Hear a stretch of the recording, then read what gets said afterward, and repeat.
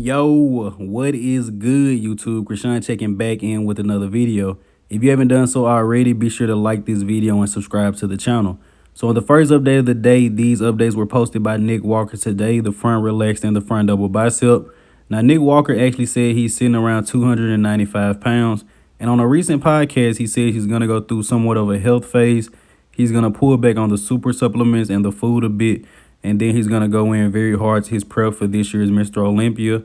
Nick Walker also did a very, very good interview with Honey Rambod over on Honey's channel. You guys should go over there and check that out. Nick actually opened up a lot and talked about his childhood. So I think it was actually a very, very good watch. You guys should definitely go check that out. Now, the next update of the day, this is a recent physique update from Blessing the Boogeyman Awodibu. Now, Blessing is still probably floating on cloud 9 right now, you know, just winning back-to-back pro shows. And he trolled Charles Griffin a little bit and said he was going for the three-peat, but he felt sorry for Charles. But I'm actually enjoying Blessing's antics this year. You know, last year was a bit irritating because he didn't have the best physique. But honestly, it isn't too much going on in bodybuilding right now, guys. And I'm all about making the sport interesting, trying to make the sport grow and, you know, bring more people to our world of bodybuilding. But Blessing did share this photo when he first started bodybuilding. Actually, he said this was after 5 years of training. And I may do a breakdown video of pretty much Blessing's life soon. He's had a very incredible come up, you know, being born in Nigeria and being smothered to Ireland, you know, going through a lot. And I'm glad Blessing hasn't just used that story and he's just now coming out with it. You know, he didn't use it as an excuse. Now, next, we're going to talk about William Bonac for a second. Both of these photos were from the prep from the Arnold Classic. Now, what do you guys think about William Bonac? You know, he was pretty much being talked about a lot after the Arnold Classic and the Boston Pro. Now, you know, we talk about Heidi Chupin, Hunter Labrada, Nick Walker. But after William Bonac's last showing at the Arnold Classic, I'm pretty sure we have to put him in the mix for this year's Mr. Olympia. So you guys let me know in the comment section below. How do you guys feel about William Bonac going into this year's Mr. Olympia? Now, keep in mind, Chad Nichols was able to change William Bonac's physique in about 2 or 3 months. So what is he going to be able to do with William Bonac in 10 months, guys? Now, the next update of the day, this is the latest from Charles Griffin. It isn't too much, guys, but he is going to pull a vacuum. And I think Charles actually takes a lot of flack for his midsection, you know. Also, a guy like Justin Rodriguez, you know, maybe even Phil Heath. All of these guys have had hernia surgeries, and it definitely does affect the control of the abs. Now, Fouad Abiad is a guy a lot of people seem to trust. Fouad said himself he's had a hernia surgery, and after the surgery, there are certain parts of his abs that he just can't flex. But I'm glad that Charles was able to pull this vacuum. You know, it really changed his physique. And once again, imagine if a guy like Phil Heath or Justin Rodriguez were able to pull vacuums, guys. It would definitely work wonders for their physique. But I think Charles gets a little bit too much flack for hitting his vacuum. He should be getting a little bit more appreciation. Now, the next update of the day, this is a recent update from Quentin O'Reilly or Quint Beastwood. Just looking unreal, guys. And, of course, he will be competing in Tampa and Texas. Incredible physique, guys. Incredible structure, man. But Quint is shaking a little bit here, which he usually does on stage. So that's definitely something Quentin would have to work on. But other than that, he could possibly bring the arms up a little bit, man. But I really love the structure of this guy. I really love his shape. Can't wait to see him hop on a bodybuilding stage. And if you guys don't follow him on Instagram at Quentin Beastwood, his head is on straight. He's very focused, very motivated. Said he was loving bodybuilding before, but the deeper he gets into prep, the more and the more he loves it. So we're probably going to see the best version of Quentin very soon. Now, the next update of the day, this is Mo Shaaban with his coach, Charles Glass. And Mo was actually crediting Charles for being such a great coach because, as I told you guys, he has 4 herniated disc in his back, I believe, or 4 discs that have issues. And he said Charles is able to work around it and still able to have him do workouts that doesn't cause him to be in pain, which is very hard to do. Now, this is Shaaban either after the back issues or either at the start of his prep. I'm not 100% sure. And this was him at a couple of days out from the Cali Pro, I believe. Incredible, guys. And bringing this physique, having those injuries, Shaaban said he's in pain 24/7. He said the more that he calms down and tries to get shredded, the more the pain is. And hopefully Shaaban is able to solve that. But just wanted to share that with you guys, man. Shaaban, incredibly hard worker. And I'm rooting for you. Now, the next update of the day is just a small update from Sergio Oliva Jr., but I want to share it because we don't talk about Sergio too much. Now, Sergio moved to Dubai this past year, and he took some time away from his supplement company, joined another supplement company.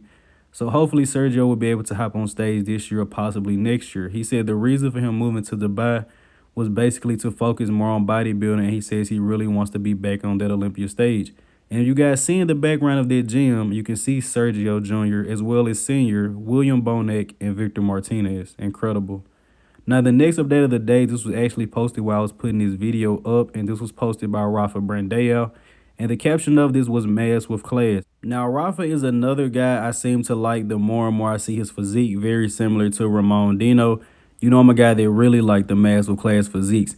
And I said in the comment recently, I honestly wish Brandao didn't have to put on any more size. Honestly, the package that he brought to the past Arnold Classic, I think it was 2019, maybe 2017 even, incredible. And it's really sad that some of these guys have to put on so much weight to be competitive.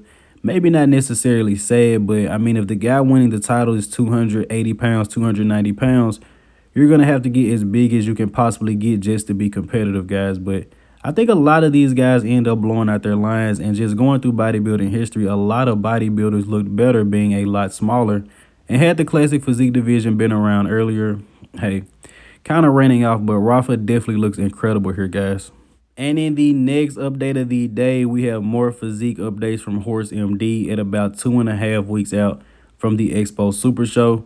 And hopefully he's able to make that weight cap, guys. But he did say he's going to go ahead and get down to 104 kg. You know, he could compete at 109 if he's able to get that extra inch, but he's going to go ahead and go all the way just in case. So I'm very excited to see this guy hop on stage, man. And this is the most impressive shot I've seen him post so far, in my personal opinion. And I'm actually very, very excited for this Expo Super Show. You know, we have Horse MD, we have Lucas Coelho. We also have Gabriel Zancanelli, who posted this up recently. Now, when I see this physique, two words come to mind: classic and complete. Now, Zancanelli has actually put on a little bit of size since last year.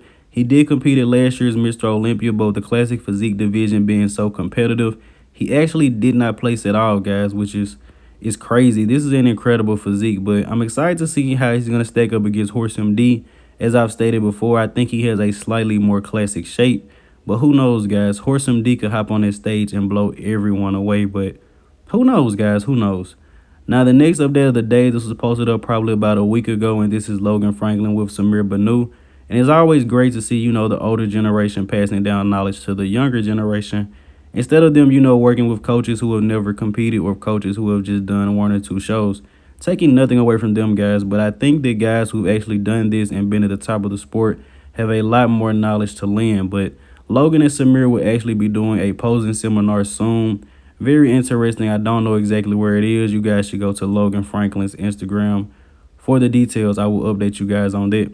Now, the next story of the day, Steve Laureus, a guy we almost never talk about, who looks incredible here, guys. Looking a bit chunky, looking a bit off-season here. But Steve is one of the guys a lot of people were saying could possibly beat Chris Bumstead. Has some of the best genetics in bodybuilding, but he never really comes into the best condition. And last year, I believe he came into the Tampa Pro and the Texas Pro, placing 3rd and 4th, when he has the genetics to win both of those shows. So hopefully Steve hops on the stage this year. Now, the next update of the day, this is Courage Opara. Now, if you guys don't remember who Courage Opara is, at the 2021 Arnold Classic, he placed 4th behind Logan Franklin. At the Mr. Olympia, I believe he placed around 14th maybe. And what's crazy, Peter Molnar actually beat him out at the Olympia, but he beat Peter Molnar by like 3 places at the Arnold Classic. But I believe Courage Opara can potentially be one of the best guys in his division. He has to bring his chest up a little bit, but this is one of my favorite physiques in his division. Now, the next guy we're going to talk about is Ahmed El-Sadhani or Ahmed Wardani. I'm not sure which one he goes by. He usually goes by both. But once again, guys, no one talks about 212 bodybuilding. Look at this guy. He's incredible. I wonder if he's going to go up to open, because just the amount of size he has is just freaky. And I'm telling you guys, when this guy hops on the stage, he's going to blow some people away. People are going to start talking about him, man. This guy is incredible. With his captions, I never really know if these are recent, if they are older. He usually just kind of puts motivational captions, but mark my words, you heard it over here at Go Fitness. When this guy hops on stage, he's going to blow some people away. Now, the next update of the day, this was a transformation by Justin Shier. If you guys don't remember, he just turned pro at the NPC Nationals. He was battling it out with Carlos Thomas Jr. for the overall. And Justin looks incredible, man. On the left, he said this was prepping for his first bodybuilding show. Look at the arms on this guy, man. And on the right, Justin actually said he was 216 pounds at the NPC Nationals. This was somewhere around that time, so I guess we can assume he's anywhere from 216 to maybe 225. But once this guy adds about maybe 20 more pounds to this physique, it's going to be incredible. And I'm very excited to see him hop on stage. And ending this video with Sadiq Hadzovic, who posted this up. Now, on the left was Sadiq in 2018, and on the right was him prepping for either the Pittsburgh Pro or the New York Pro. Now, the first thing that honestly jumped out to me is Sadiq looks like he's 15 or 16 years old on the left, man. So I'm guessing, he probably came off of the super supplements and, probably wasn't pushing the food as much. But I'm great that Sadiq made this comeback, man. It's very rare, if ever, we see a guy come back and win a pro show, on the comeback. Usually being away from the stage for a while, guys usually don't hit their peak all the way, Steve Kuklo in Texas last year, he wasn't necessarily the best, came into the Arnold Classic a little bit better. Steve actually brought his best to the Boston Pro, but enough about Steve Kuklo. Very glad that Sadiq made this comeback. And even though he didn't place how he wanted to at the New York Pro, I still believe he should have placed second over Alex Toplin. But I don't really know too much about men's physique. And Alex Toplin just won a men's physique show as well, Miami. So he is on the way to the Mr. Olympia. But Sadiq is going to keep his head down. And he said he's going to see these guys again at the Mr. Olympia. And somehow I almost left this out. But in the last update of the day, these are recent physique updates from Keone Pearson. On the left is about 1 day ago, just a freaky back update, guys. The first thing that came to mind are those pictures of Ronnie Coleman and Dorian Yates just walking backstage. Now, Keon isn't as thick as a Ronnie or a Dorian, but, man, incredible, very, very small waist. And the main thing with Keon, last year and probably throughout his career, he's been, very stressed out. People have very high hopes for him. But Keon has his head on straight, man, and he is going to be scary. Keon is not looking at the scale. He isn't looking at the weight. He's just focused on coming in condition. As always, I hope you guys did indeed enjoy this video, man. If you haven't done so already, like the video and subscribe to the channel. I'm Griffen from Go Fitness, and I'm out.